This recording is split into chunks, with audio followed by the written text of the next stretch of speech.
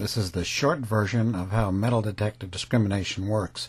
You'll notice some detectors have just dials, some have buttons and an LCD screen, and some of the older ones have a meter.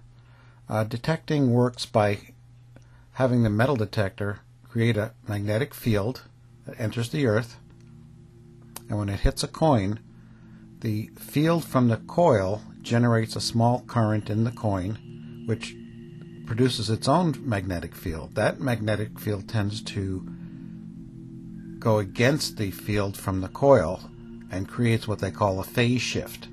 And then the metal detector can determine the amount of phase shift and the depth and the size, and that determines what the object is.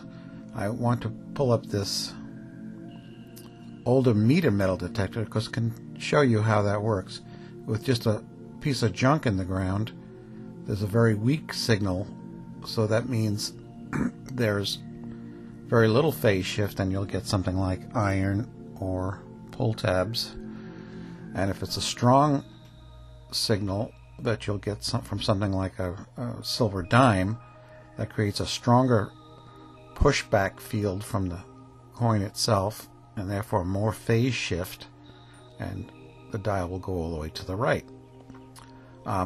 Let's look at some detectors. The silver Umex, for example, just has the discrimination dial, and that works by adjusting the dial. If you put it just below the 5-cent piece, and you get a signal, it could be anything higher than the 5-cent piece. It could be a nickel, a tab, a penny, or anything higher. Then if you put it between the 5-cent piece and the tab indicator on the dial, and that same signal drops out now, then you know you have a nickel in the ground. You can do the same thing for the difference between a tab and a penny and a quarter, etc. And you have to jiggle that dial on the silver Umex to determine exactly what you have. What happens after a while is you just know when to dig or not based on the sound of the signal. Now the next more acute discrimination is on the Garrett Ace 250. This one has bands that you can turn on or off to select whether you want the metal detector to make a sound.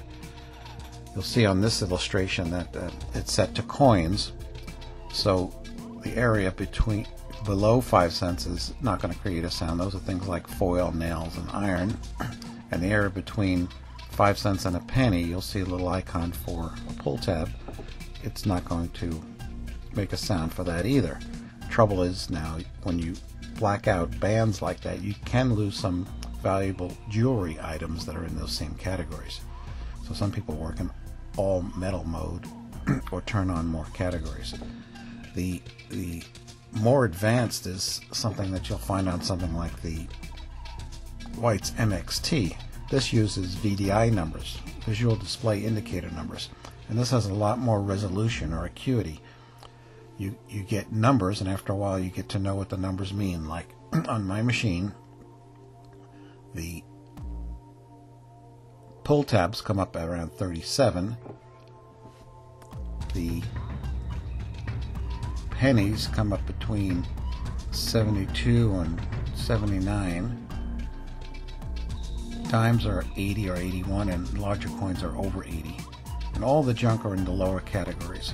After a while you can get to memorize what the coins are, but you have a lot more detail, and you can tell which numbers represent coins and which represent other things. More advanced metal detectors, now this is probably too advanced to go into detail, but some of them now measure not only phase shift but resistivity, and so you can do extremely fine tuning on which objects get rejected or accepted. That's it. If you want a longer version, I've got another video that goes into more detail on discrimination. Thanks, and I hope you learned something.